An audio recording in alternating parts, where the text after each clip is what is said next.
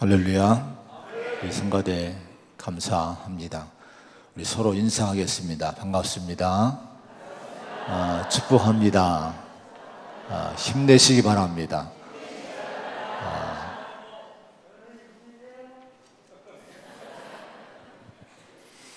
마지막 결정적인 한마디를 우리 합시다. 사랑합니다. 할렐루야. 사랑합니다. 요즘 유행하는 말, 중꺾마라는 말이 있어요. 저는 좀 둔해서 중꺾마가 뭐냐고 누가 묻길래 머리를 극적했더니 이게 중요한 것은 꺾이지 않는 마음이다. 이렇게 이런 얘기를 왜 이렇게 어렵게 말을 만들어 쓰는지 하여튼 뭐 유행이래요. 이것이 중꺾마, 꺾이지 않은 마음. 근데 성경에는 이미 이런 말씀이 많이 나와 있어요. 무릇 지킬 만한 것보다 더욱 내 마음을 지키라. 생명이 근원이 이에서 남이니라. 마음을 지키라고 말씀을 하고 있고, 야고보 5장 8절에 보니까 너희도 길이 참고 마음을 굳건히 하라. 주의 강림이 가까우니라. 마음을 굳건히 하라가 뭐예요? 중꺾마예요.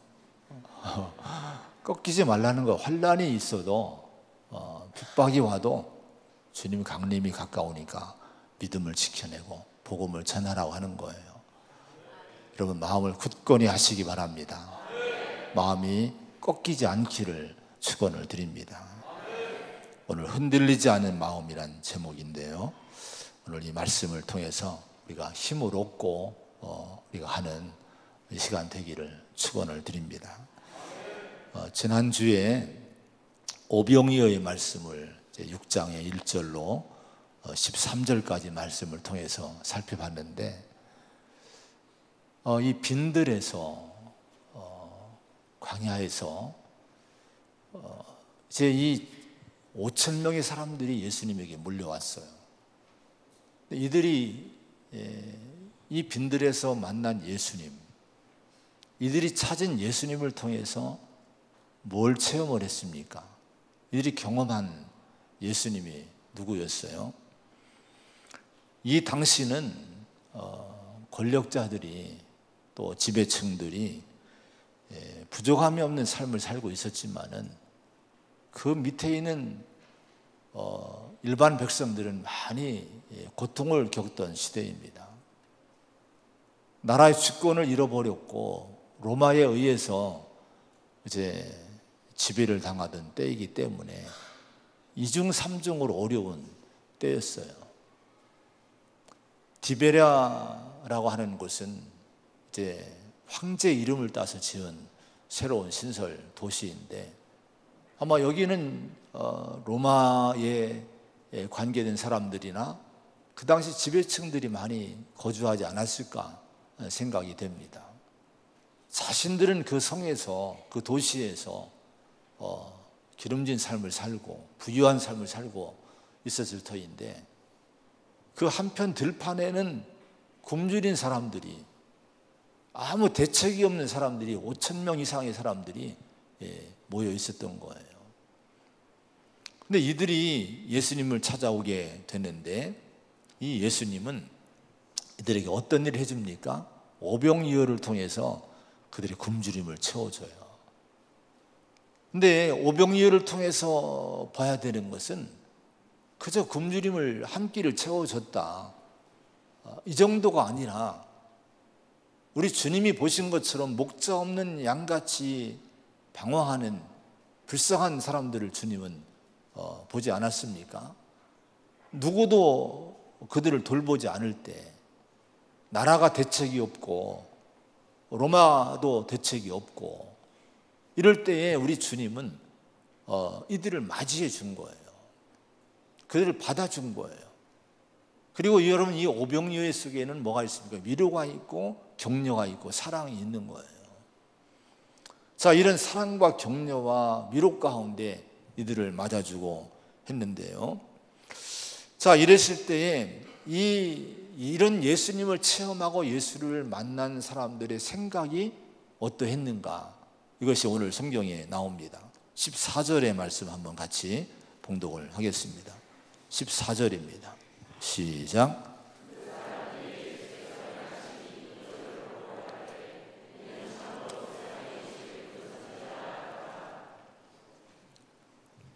자, 이 표적을 보고 오병이어의 체험을 한 이후에 서로 이구동성으로 말을 한 거예요.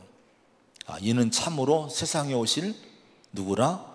그 선지자라. 이렇게 그들이 예수님에 대해서 결론을 내리게 됩니다. 자, 이게 무슨 말일까요?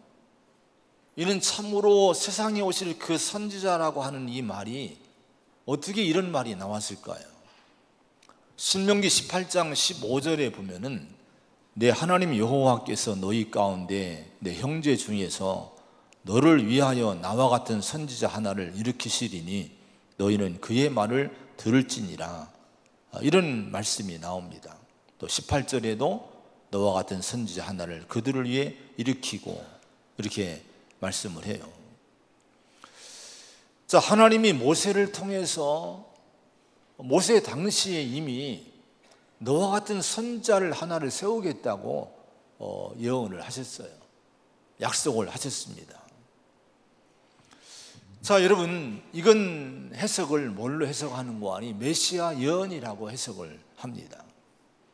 그 당시에 백성들은요, 예수님을 볼 때 바로 모세로부터 내려온 그 예언된 그 선지자, 모세가 이스라엘 민족을 애굽에서 자유케 하고 해방시키고 구원했듯이 우리를 이 구원해줄, 이 해방시킬 그런 메시아, 그런 메시아로 예수님을 보게 됐다 하는 거예요. 저분이 우리가 기다리던 예언된 그분이야, 그 선지자야, 이렇게 생각을 했습니다. 자, 이렇게 생각을 하고 이들이 실행한 일이 뭐예요? 15절의 말씀 한번 봅니다. 15절입니다. 시작. 예수께서 그들이 와서 자기를 억지로 붙들어 임금으로 삼으려는 줄 아시고 다시 혼자 산으로 떠나 가시니라. 어떤 일을 했어요? 왕으로 삼으려고 한 거예요. 예수님을요. 그것도 억지로 예수님을 데려다가 자신들 가운데 왕으로 임금으로 세우려고 그런 운동이, 그런 여론이 지금 조성이 되고 있는 거예요. 왜 그랬을까요? 그들 자신은요, 로마에서 벗어날 길이 없고 이런 가난과 착취와 압박 가운데서 그 어려움 가운데 벗어날 길이 없어요. 아무리 봐도 희망이 없는 때였습니다. 근데 여러분, 애굽에서 노예 생활하던 이스라엘 민족이 그들의 힘으로 해방을 맞이했습니까? 자유를 얻었습니까? 그들도 아무런 의지도 없었고요, 희망도 없었어요. 근데 하나님이 모세를 보내서 기적과 능력을 행하게 하고 애굽의 정권을 굴복시키고 이스라엘 민족을 자유케 한 거예요. 이런 걸 바라보면서 이 백성들이, 이 무리들이 뭐를 생각했습니까? 기적을 행하고 병든 자를 일으키고 또 이 오병이어의 기적을 일으키고 이런 걸 볼 때 예수님에게 희망을 건 거예요. 저런 분이라면 우리는 능력이 없지만 충분히 저런 기적과 능력으로 우리를 자유케 할 거야, 우리를 구원할 수 있을 거야, 이런 희망을 갖고 예수님을 자신들의 왕으로 세우려고 이런 여론이 조성이 되기 시작했다고 하는 거예요. 그런데 여러분, 이제 이 왕 삼으려고 했던 이런 그 당시 무리들, 백성들의 오류가 있어요. 그들의 오류는 뭘까요? 신명기 18장 15절에 보면요, 그런 말씀이 아까 읽어드렸으면 나옵니다. 나와 같은 선지자 하나를 일으키시리니 너희는 그의 말을 들을지니라, 이런 말씀을 했어요. 너희는 그의 말을 들을지니라는 말씀이 실은 중요한데요, 이 백성들이, 이 무리들이 뭐를 빠뜨린 거예요? 예수님을 통해 주시는 기적과 표적을 보고 희망을 가졌지만은 하나님 말씀하신 그의 말을 들을지니라, 이 말씀은 마음에 담지 않은 거예요. 그 자기 뜻대로, 자기들 마음대로, 자기가 원하는 대로, 자기들의 욕망대로 예수님을 데려다가 왕 삼고 우리를 자유케 해라, 우리 해방시켜라, 이런 요구를 예수님에게 하려고 했던 거예요. 여러분, 신앙이 뭡니까? 믿음은, 좋은 믿음이라고 하는 것은 내가 원하는 것을, 내가 욕망하는 것을 구하는 것이 신앙이 아니라 하나님 말씀을 듣는 거예요. 예수님 말씀을 듣는 것이 바른 신앙인 줄로 믿습니다. 마태복음 17장 5절에도 예수님 변화산상에서 이제 그런 말씀이 기록되어 있죠. 베드로를 위시한 제자들이 예수님에게 신비한 체험을 경험하고 나서, 주님 여기에 초막셋을 짓고 우리가 여기 삽시다. 너무 그 산이 좋은 거예요. 은혜로운 거예요. 행복할 것 같은 거예요. 그러니까 우리가 내려가지 말자는 거예요. 우리끼리 좀 행복하게 살자는 거예요. 근데 그때 하늘에서 음성이 들리기를 뭐라고 하나님 말씀하시는 거 아니? 이는 내 사랑하는 아들이요 내 기뻐하는 자니 너희는 그의 말을 들으라. 너희들 마음대로 결정하지 말라는 거예요. 내가 보낸 사랑하는 내 아들, 구원자, 유일하신 독생자, 그의 말을 너희는 오로지 듣고 그 말씀으로 그 얘기를 듣고 앞날을 결정해라. 이렇게 하나님이 지시하고 말씀하신 거예요. 시편 1편에 보면은 우리 4주 동안 심야 기도 때 시편 1편을 가지고 로이드 전서 목사님의 그 말씀을 함께 나눈 적이 있는데요. 여기 복 있는 사람은 악인들의 꾀를 따르지 아니하고 죄인의 길에 서지 않고 오만한 자의 자리에 앉지 않는다고, 이게 복 있는 사람이라고 말씀했어요. 여러분, 악인들의 꾀가 뭡니까? 악인들의 꾀는요, 세상 사람들의 조언을 얘기해요. 하나님을 모르는, 하나님을 불신하는 오만한 자들, 오만이 뭡니까? 하나님을 비웃는 거예요. 이런 하나님을 비웃는 세상의 말을 자꾸 듣고 인생에 뭔 결정을 하려고 하는 거예요. 여러분, 신앙생활에서 우리가 하나님 말씀을 들어야지 세상의 조언을 받습니까? 죄인의 길에 서는 것이 뭐예요? 육신의 길에 자꾸 서는 거예요. 우리가 하나님의 길을 따르고 믿음의 길을 따라야지. 여러분, 죄인의 길에 섭니까? 육신을 자꾸 쫓아갑니까? 이건 아니란 거예요. 복 있는 사람이 누굽니까? 그런 길을 따르지 않고 시편 1편 2절에 보면 오직 여호와의 율법을 즐거워하여 그의 율법을 지하로 묵상하는 도다, 이렇게 말씀을 합니다. 우리가 할 일은 복된 성도가, 행복한 성도가 되려면 세상의 조언이 아니라 하나님의 말씀을 들으라는 거예요. 여러분, 주의 말씀을 듣고 그것이 내 인생의 결론이 되기를 축원합니다. 그 말씀이 내 인생의 방향이 되기를 축원을 드립니다. 이 말씀이 내 인생의 가치가 돼야 돼요. 그렇지 않으면, 여러분, 이런 인생을 살지 않으면 결국 누굽니까? 바람에 나는 겨와 같은 인생이란 거예요. 죽정이 같은 인생, 알맹이 없는, 생명 없는 존재라고 말씀을 합니다. 요한복음 5장 24절에 내가 진실로 너희에게 이르노니 내 말을 듣고 또 나 보내신 이를 믿는 자는 영생을 얻었고 심판에 이르지 아니하나니 사망에서 생명으로 옮겼느니라, 이렇게 말씀을 했습니다. 인간이 누구예요?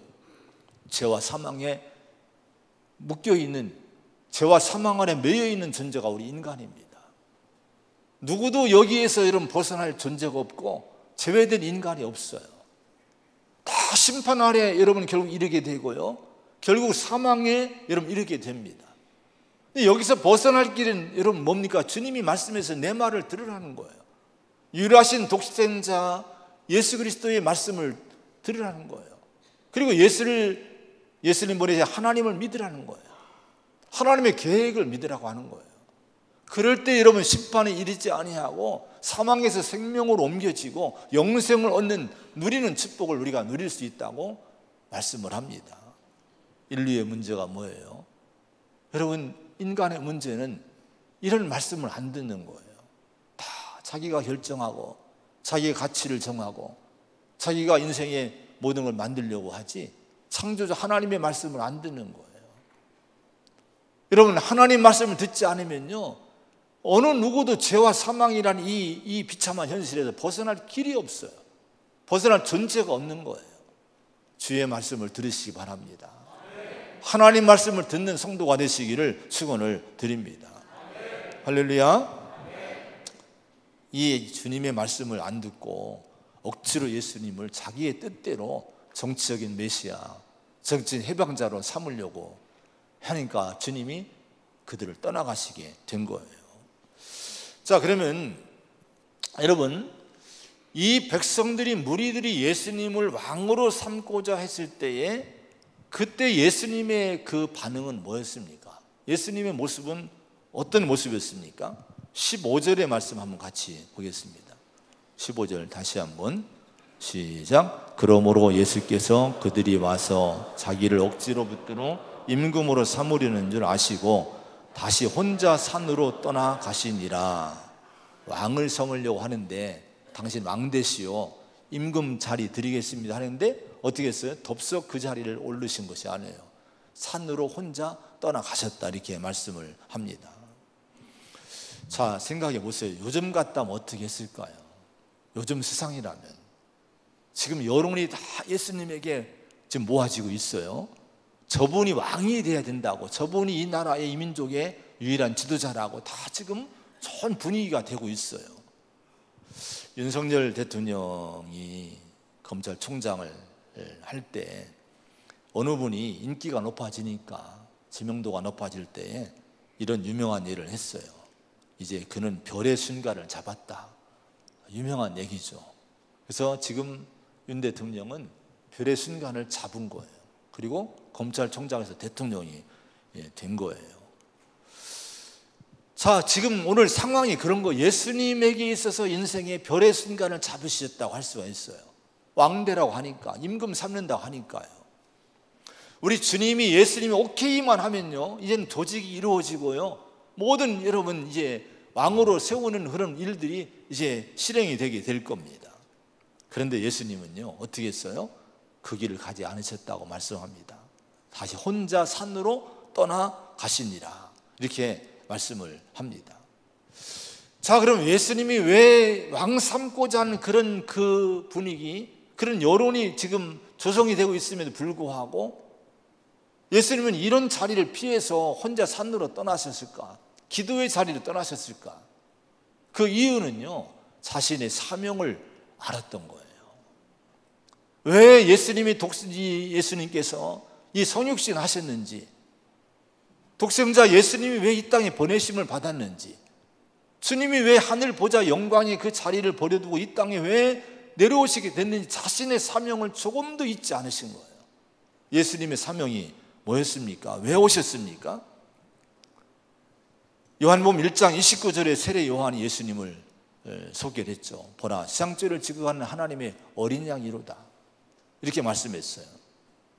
로마서 5장 3장 25절에 이 예수를 하나님이 그의 피로써 믿음으로 말미암는 화목제물로 삼으셨으니, 이렇게 말씀합니다. 예수님이 오신 목적은 단 하나였어요. 자신의 영광을 나타내기 위해서 오신 것이 아니에요. 왕되기 위해서 오신 것이 아닙니다. 주님이 오신 것은요, 죄와 사망의 아래 빠져 있는 이 인간이 구원을 받을 길이 없으니까 하나님이 예수님을 이 땅에 보내신 거예요. 화목제물로 보내신 거예요. 죄 문제를 해결해 주시고, 우리를 죄에서 구원하시고 영생을 주시고, 우리 의롭다 하시기 위해서 자기 자녀로 받아주시기 위해서 영원히 흠없는 예수님을 이 땅에 제물로 보내신 거예요. 주님은 그걸 아신 거예요. 이 길을, 주님은 십자가의 길을까지 가기 위해서 왕 삼으려고 하는 그런 유혹을 뿌리치고 혼자 산으로 가셔서 기도하시는 자리에, 하나님과의 자리에 올라가시게 된 거예요. 사단은요, 예수님을 많이 유혹을 했죠. 마태복음 4장 8절에도 보면은 마귀가 40일을 굶주린 예수님을 데리고 높은 산으로 데려갑니다. 그리고 천하 만국과 그 영광을 보여줘요. 그리고 이 모든 것 다 내게 줄게, 다만 나에게 절만하면 이 모든 영광 다 줄게, 이렇게 이제 약속을 합니다. 유혹을 합니다. 이게 뭐예요? 오늘 왕 삼고자 하는 상황과 비슷한 거예요. 무리들이 당신 왕 되세요, 당신 임금 되세요, 이렇게 얘기를 하고 있는 거예요. 근데 예수님 뭐라고 말씀했어요? 사탄아 물러가라. 기록되었을 때 주 너희 하나님께 경배하고 다만 그를 섬기라 하였느니라. 주님은 단호했어요. 그 유혹을 물리치고 이기신 거예요. 자, 여러분, 우리가 이 예수님의 이 마음을 우리가 꼭 헤아려 봐야 될 줄로 믿습니다. 예수님의 그 심정을 알아야 될 줄로 믿습니다. 그래서 여러분, 마태복음 14장 22절에 보면요, 오늘의 말씀을 좀 세밀하게 말씀을 했는데, 거기 보면은 예수께서 즉시 제자들을 제초하사 자기가 무리를 보내는 동안에 이렇게 말씀을 마태는 기록하고 마가도 똑같이 기록해요. 예수께서 즉시 제자들을 제초하사 무리를 보냈다고 얘기를 합니다. 이때가 언제예요? 오늘 이 상황인 거예요. 무리들이 예수님을 왕 삼으려고 하는 이런 여론이 막 그 조성되고 억지로 왕 삼으려고 막 할 때 예수님은 즉시 어떤 일이 있습니까? 재촉해서 제자들을 건너편으로 떠나 보냈다 하는 거예요. 그들과 격리시킨 거예요. 그러는 그 분위기 속에 섞이지 않도록 격리를 시킨 거예요. 거기 보면은 즉시 제초하사 이런 말씀이 나와요. 즉시라는 것은요, 거침없다는, 곧바로라는 의미가 있습니다. 또 재촉했다는 것은 강권했다는 것, 강제적으로 끌어냈다는 거예요. 여러분, 이것은 예수님의 그 당시의 그 모습을 이제 표현을 한 거예요. 자기를 왕 삼으려고 하는 분위기가 막 그 들판에서 막 이루어질 때에 그 분위기를 감지하고 예수님은 즉시 제자들을 먼저 격리시킵니다. 지체하지 않는 거예요. 아마 제자들은요, 그 분위기 몰랐겠습니까? 사람들이 속닥이는 거 못 들었겠습니까? 저 예수님 왕 삼아야 돼, 저분이 왕이 돼야 돼, 임금 돼야 돼, 저분만이 희망이야, 이렇게 얘기를 다 들려오지 않았겠습니까? 그때 제자들이 어떻게 했어요? 기대가 되지 않았겠습니까? 아마 제자들이 가고 싶지 않았을 거예요. 머뭇거렸을 거예요. 그러니까 재촉한 거예요. 끌어낸 거예요. 빨리 배 타, 빨리 타, 빨리 가. 그리고 제자들을 보내게 된 거예요. 여기서 예수님은요, 예수의 공동체가, 교회가, 성도들이 이 세상에서 어떻게 무엇을 위해 살아야 되는지를 가르치고 있는 거예요. 여러분, 예수님의 사람들은 세상과는 가치관이 달라야 될 줄로 믿습니다. 세상은 뭐예요? 인기를 내가 얻으려고 해요. 내가 존경받으려고 해요. 내가 왕 되려고 합니다. 세상의 영광을 내가 차지하려고 해요. 내가 먼저 앞서고 내가 높은 자리에 올라가려고 하고 내가 더 많이 가지려고 하는 것이 세상의 모습입니다. 근데 예수님은요, 그런 자리를 떠나가신 거예요. 홀로 산으로 떠나가신 거예요. 제자들을 격리시키고 떠나 보내신 거예요. 그런 자리 잊지 말라고 하는 거예요. 오늘 우리 자신이 정말 이 예수님의 그 즉시 재촉해서 제자들을 보내시고 홀로 산으로 올라가신 이 모습을 마음에 새기면서 우리를 재촉해야 될 줄로 믿습니다. 우리의 유혹이 얼마나 많은지 몰라요. 목사도 그렇고 성도도 그렇고 세상에 살다 보면은 세상의 유혹이 너무 큽니다.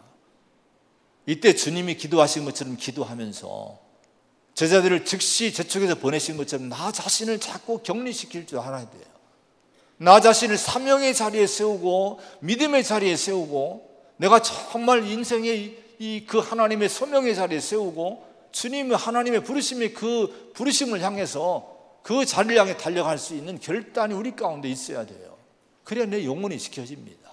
그래야 우리가 빛과 소금이 될 수 있게 되는 거예요. 브루스 케네디라고 하는 이 분이 계셨는데요, 알래스카 항공그룹의 최고 경영자였다고 합니다. 이 알래스카 항공그룹이 한때 파산 직전까지 갔대요. 그런데 이분이 경영의 바톤을 이어받고 12년 동안을 경영하는 동안에 10배 성장이 됐대요.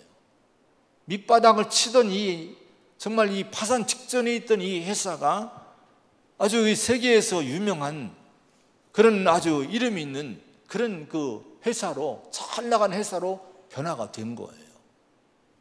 경영의 능력이 뛰어났던 거예요. 그런데요, 이분이 성공의 절정에 이르렀을 때, 가장 인기 있고 돈도 많이 받고 연봉도 많이 받고 소문나고 유명해졌을 때에 충격적인 결정을 이분이 하게 되는데요, 뭘 하게 되는 거 아니? 그 자리를 내려놓는 거예요. 최고 경영자 자리를 내려놓고 내려옵니다. 그리고 어디로 가는 거예요? 항공 선교회로 이사장 자리로 옮겨가는 거예요. 항공 선교회는 알래스카 항공 그 관계 없는 거예요. 오지로 선교사님들이 오지로 갈 때 그들을 태워주고 이송해주고 그들을 이제 편의를 봐주고 이런 일을 위해서 자원해서 이제 하는 그 선교회, 기독교 단체 선교회가 항공 선교였어요. 거기는 돈도 안 받아요. 자신의 자원에서 하는 거예요. 이런 자리로 이분이 옮겨갑니다. 사람들이 다 깜짝 놀랍니다. 왜 그랬느냐? 그분이 인생의 목적은 어떤 사업을 잘해서 회장 자리를 꿰차고 죽을 때까지 돈 많이 버는 것이 아니었던 거예요. 그 마음속에는 끝까지 하나님을 위해 영원한 일을 위해 일을 해야 된다는 사명이 있었던 거예요. 그 사명을 위해서 그 사명의 자리를 여러분 찾아가기 위해서 그 가장 성공의 절정이 있을 때에 가장 잘 나갈 때에 그 자리를 딱 박차고 떠나게 되는 거예요. 오늘 예수님이 왕 삼으려고 할 때 그 자리를 떠나 혼자 산으로 가시니라. 이게 뭡니까? 십자가 길을 가신 거예요. 제자들을 재촉해서 여러분 건너편을 가게 하신 게 뭡니까? 너희들 이 길 가지 말고 이 길로 가려고 하는 거예요. 오늘 여러분 우리 마음이, 우리 성도들의 마음이 그래야 될 줄로 믿습니다. 그렇다고 전부 직장 내놓으라는 것이 아니에요. 어떤 자리에 있든지 간에 정말 내가 이 믿음, 하나님을 향한 사명과 이 영적인 일에 대한 이 우선순위가 정해져 있어야 된다 하는 거예요. 여러분 이걸 위해서 결단할 수 있는 그런 성도가 되시기를 축원을 드립니다. 가치관이 달라야 돼요. 여러분 그럴 때 하나님 우리를 쓰시는 역사가 있을 줄로 믿습니다. 우리가 빛과 소금이 되는 은혜가 있을 줄로 믿습니다. 자, 그러면서 이제 16절, 17절, 18절의 말씀 한번 같이 봉독을 해보겠습니다. 시작. 저물매 제자들이 바다에 내려가서 배를 타고 바다를 건너 가버나움으로 가는데 이미 어두웠고 예수는 아직 그들에게 오시지 아니하셨더니 큰 바람이 불어 파도가 일어나더라. 예수님이 제자들을 격리시키고 십자가의 길로 가라고 유혹받지 않기 위해서 바다 건너편으로, 호수 건너편으로 보냅니다. 그런데 제자들이 가는 이 길에 장애물이 많았어요. 여기 바다를 건너라고 17절에 말씀하고 있는데 실은 바다는 아니고 호수예요. 갈릴리 호수입니다. 그러니까 호수라는, 바다라는 이 건너가야 될 장애물이 하나가 있었어요. 17절에 보니까요, 어두워졌다고 얘기합니다. 어둠을 만나게 돼요. 18절에 보면 큰 바람이 불었고 파도가 일어났다고 말씀을 합니다. 자, 이런 모든 것들이 이 제자들이 만난 장애물이고 어려움들이었습니다. 마가복음 6장에 보면요, 제자들이 힘겹게 노젓는 것을 보시고라는 말씀이 나와요. 그러니까 이런 환경 속에서 이 제자들이 힘겹게 감당할 수 없을 그런 고통과 어려움 가운데 처했음을 표현을 해주고 있습니다. 여러분, 인간의 노력과 힘만을 가지고는요, 내가 만나는 이런 장애물들, 큰 어둠이나 인생의 어둠이나 큰 바람 같은 환란이나 파도 같은 이 광풍 같은 파도 같은 어려움을 내가 헤쳐나가기가 참 힘들어요. 힘겨워요. 때로는 속수무책일 때가 많습니다. 자, 여러분, 이것은 오늘 이 모습은요, 어떤 모습입니까? 제자들의 이 갈릴리 바다, 이 밤바다에서 헤매는 이 모습은 오늘 우리 인생의 현실을 지금 그대로 보여주고 있는 거예요. 어쩌면 지금 여러분의 모습이고 우리의 모습일지도 모릅니다. 여러분이 갈릴리는요, 아까 얘기했지만 바다가 아니라 호수예요. 바다는 끝없이 여러분 펼쳐져 있지 않습니까? 근데 호수는요, 갈릴리 보면 큰 호수지만 저 멀리 아득히 보여요. 끝이 보여요. 그리 큰 바다에 비하면 큰 호수는 아닙니다. 근데 지형상의 문제 때문에 때로는 광풍이 일어나고요, 큰 파도가 치고, 저도 여기를 성지순례 때 가봤지만은 막 출렁이는 파도가 장난이 아니더라고요. 이것 때문에 어부들이 고통당하고 때로는 여행자들이 고통을 당하게 됩니다. 시편 90편 10절에 보니까 우리 연수가 70이요 강건하면 80이라도 그 연수의 자랑은 수고와 슬픔뿐이요 신수기간에 우리가 날아가나이다, 이렇게 말씀합니다. 여러분, 우리 인생이 바다 같습니까? 우리의 인생이 얼마나 깁니까? 끝이 안 보입니까? 아니에요. 70이요 강건해 80이래요. 갈릴리 바다 저 끝이 보이듯이 우리 인생이 끝이 보이지 않습니까? 내 인생이 80이라고 하면 80대 이상 되신 분은 죄송하지만은 이미 벌써 성경이 말씀한 시간이 지나고 있어요.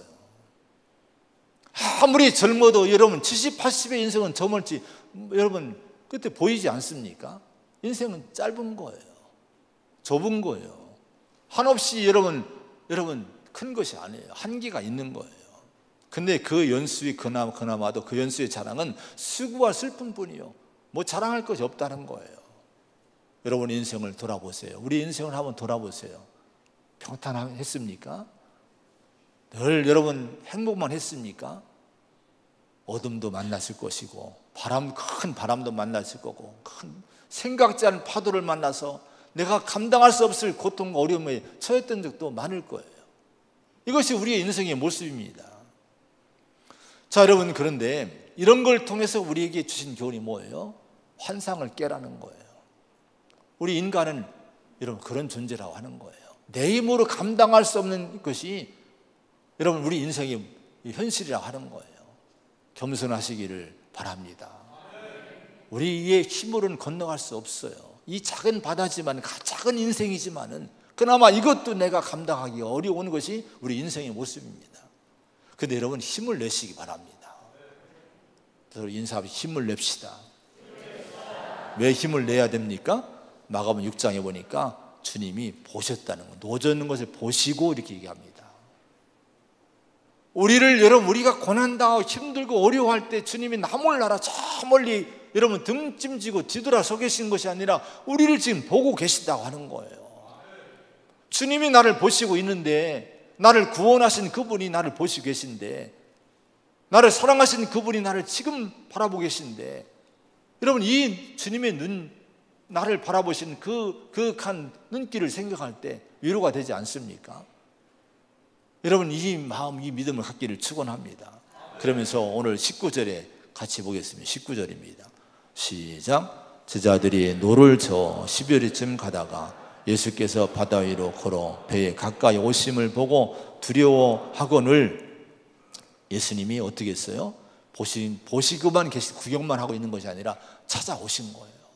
감당할 길이 없는, 정말 그 파도를 헤치지 못하고 거기서 고생하는 맴돌고 있는 이 제자들을 구원하기 위해서 주님이 손수 걸어오신 거예요. 여러분, 주님이 우리를 얼마나 찾아오셨습니까? 제가 이 말씀을 준비하면서 기도하는데, 오늘 새벽도 기도하는데 마음이 울컥한 거예요. 제 인생을 돌아보니까요, 주님이 너무 저를 잡아주신 거예요. 내가 감당할 길이 없는 많은 어려움도 있었지만요, 그때 돌아보니까 주님이 찾아오신 거예요. 주님이 나를 건져주신 거예요. 그래서 여기까지 오게 된 거예요. 내 힘으로 여기 온 것이 아닙니다. 주님이 우리를 찾아오신 거예요. 여러분 돌아보세요. 한번 깊이 묵상해 보세요. 주님이 얼마나 여러분을 찾아와 주셨고 얼마나 여러분을 잡아주셨는가를 앞으로 그 손길이 여러분과 함께함을 믿으시기를 바랍니다. 힘을 내시기 바랍니다. 20절의 말씀 한번 또 보면 20절입니다. 시작. 내니 두려워하지 말라. 여러분 이렇게 주님이 말씀했어요. 내니 두려워하지 말라는 것은 이런 의미가 포함된 이 문장이에요. 내가 너희들 옆에 있다. 너희들 옆에 내가 있으니 두려워하지 마. 이런 의미가 포함된 이 말씀입니다. 여러분 우리 애들 키울 때, 아이들 키울 때 경험해 봤잖아요. 애가 자다가 밤에 갑자기 우는 거예요. 무슨 꿈을 꿨는지 뭐 간이 눌렸는지 막 울어요. 막 울어제낍니다. 그러면 부모가, 엄마 아빠가 막 달려가는 거예요. 그리고 안아주는 거예요. 그리고 토닥이는 거예요. 뭐라고 합니까? 아가 아빠 여기 있어. 엄마 여기 있어. 엄마야 아빠야. 토닥여주면요 이 아이가 금방 안정을 찾아요. 눈물을 그쳐요. 그리고 새근새근 잠이 드는 거예요. 여러분, 오늘 이 내니 두려워하지 말라가 이 말씀이 바로 그런 얘기예요. 지금 이 시간 저와 여러분을 찾아오셔서 여러분 어떤 문제를 가지고 지금 고민하고 왔습니까? 주님이 우리를 두드려 주시는 거예요. 내니 나다. 내가 네 옆에 내가 있다. 두려워하지 마. 내가 너를 도와줄게. 여러분, 이 말씀을 꼭 안고 가시기 바랍니다. 이 말씀을 붙들고 힘을 내시기 바랍니다. 여러분, 주님이 우리와 함께 하시고 있는 거예요. 우리는 날마다 두 개의 손잡이를 잡고 살아간다는 얘기가 있어요. 두 개의 손잡이는 두려움의 손잡이가 하나 있고 믿음의 손잡이가 하나 있다는 거예요. 아침에 일어나면 우리 앞에는 믿음의 손잡이가 한쪽에 있고 두려움의 손잡이가 있는데 이건 내 자신이 선택하는 거라는 거예요. 어느 사람은 하루 종일 두려움의 손잡이, 염려, 걱정, 근심, 절망, 낙심 하면서 이 하루 종일 살아갑니다. 이거 잡고 가는 거예요. 근데 어느 사람은 그런 환경에도 불구하고 믿음의 손잡이를 잡고 말씀 붙들고 담대하게 살아가는 거예요. 제자들이 그렇게 여러분 바다를 건넜어요. 우리의 선택이라고 합니다. 성경은 우리에게 믿음의 손잡이가 될 수 있는 약속들을 많이 하셔요. 이사야 43장 1절 2절에 보면은 야곱아 너를 창조하신 여호와께서 지금 말씀하시느니라. 이스라엘아 너를 지으신 이가 말씀하시느니라. 너는 두려워하지 말라. 내가 너를 구속하였고 내가 너를 지명하여 불렀나니 너는 내 것이라. 네가 물 가운데로 지날 때에 내가 너와 함께 할 것이라. 강을 건널 때에 물이 너를 침몰하지 못할 것이며 네가 불 가운데로 지날 때에 타지도 아니할 것이요 불꽃이 너를 사르지도 못하리니. 여러분, 내가 너를 지명해 불렀대요. 여러분, 이 말씀을 들으면 마음이 울컥하지 않습니까? 주님이 나를 지명해 불렀대요. 그리고 내가 너와 함께 한다는 거예요. 내니 두려워하지 말라. 네가 물 가운데 불 가운데 빠질지라도 그럼 침몰하지도 않고 타지도 않도록 내가 지켜줄게. 여러분, 창조주 하나님, 독생자 예수를 주신 하나님이 우리에게 이렇게 약속하시는 거예요. 이 약속의 말씀을 믿으시기 바랍니다. 제가 돌아보니까 물도 건넜고 여러분 불타는 곳도 건넜지만은 주님이 여기까지 이렇게 지켜주신 거예요. 여러분, 하나님 함께 하실 줄로 믿으시기 바랍니다. 로마서 8장 28절에 우리가 알거니와 하나님을 사랑하는 자고 그때의 뜻대로 부르심을 입은 자들에게는 모든 것이 합력하여 선을 이루느니라. 이렇게 말씀을 합니다. 오늘 어떤 일을 만나도 하나님이 역사하시면 우리의 주님을 사랑하는 믿음만 지킨다면, 주님의 뜻대로 살려고 하는 이 믿음만 갖고 산다면 어떤 일을 만나도 합력해서 선하게 작용하도록 하나님이 역사해 주신다 하는 거예요. 요셉의 인생을 보면 얼마나 악몽 같은 인생이었습니까? 노예로 팔리고 감옥에 가고 얼마나 고통스러운 인생이었습니까? 그걸로 끝났어요? 요셉은 그런 가운데도 믿음을 지킨 거예요. 나중에 요셉은 이런 고백을 합니다. 창세기 50장 20절에 당신들은 나를 해하려 하였으나 하나님은 그것을 선으로 바꾸사. 당신들은 나를 해치려고 했지만, 나를 죽이려고 했지만은, 나를 버렸지만 하나님은 그걸 선으로 바꾸셨다고 하는 거예요. 하나님이 그런 분이십니다. 누군가 나를 해치려고 한다고 이것 때문에 여러분 분노하지도 말고, 여러분 이것 때문에 낙심도 하지 마세요. 세상이 지금 어렵고 힘들다고 이것 때문에 여러분 너무 절망하지 마시기 바랍니다. 내가 지킬 것은 하나님을 사랑하는 것, 그리고 하나님의 길을 가는 거예요. 그럴 때 하나님이 합력의 선을 이루셔서 나를 해치려는 것들이 오히려 변해서 복이 되게 하시고 선으로 바꾸신 역사가 있을 줄로 믿습니다. 여러분, 오늘 제목이 흔들리지 않는 마음이라고 했죠. 따라서 흔들리지 않는 마음. 중꺾마 우리 하는데, 우리 하나님은 이미 이렇게 말씀하시고 있어요. 믿음의 길에서 여러분 흔들리지 않기를 축원합니다. 어떤 유혹에도 사명의 문제는, 믿음의 문제는 흔들리지 않기를 바랍니다. 환경이 아무리 파도가 쳐도 흔들리지 않는 마음으로 여러분 주님 바라보고 주님 믿음으로 주님 말씀 붙들고 가면은 넉넉히 우리가 갈 그 곳에 도착하는 그런 은혜가 있을 줄로 믿습니다. 여러분 승리합시다. 기도하겠습니다. 하나님 아버지, 참으로 감사합니다. 우리가 많은 유혹도 많고 환난도 어려움도 많지만은 그러나 오늘 주님을 통해 힘을 얻습니다. 주님은 오늘 우리들에게 자신이 모범을 보이시면서 홀로 산으로 떠나시는 우리 주님, 그 주님이 제자들을 재촉해서 보내신 것처럼 우리를 재촉하십니다. 유혹받지 말라고, 세상에 매이지 말라고, 영원한 사명과 영원한 그 길을 벗어나지 말라고 우리를 재촉하십니다. 하나님, 이 음성을 듣게 하여 주시고 순종하게 하여 주시옵소서. 주님이 찾아오셨고 내니 두려워하지 말라고 말씀하십니다.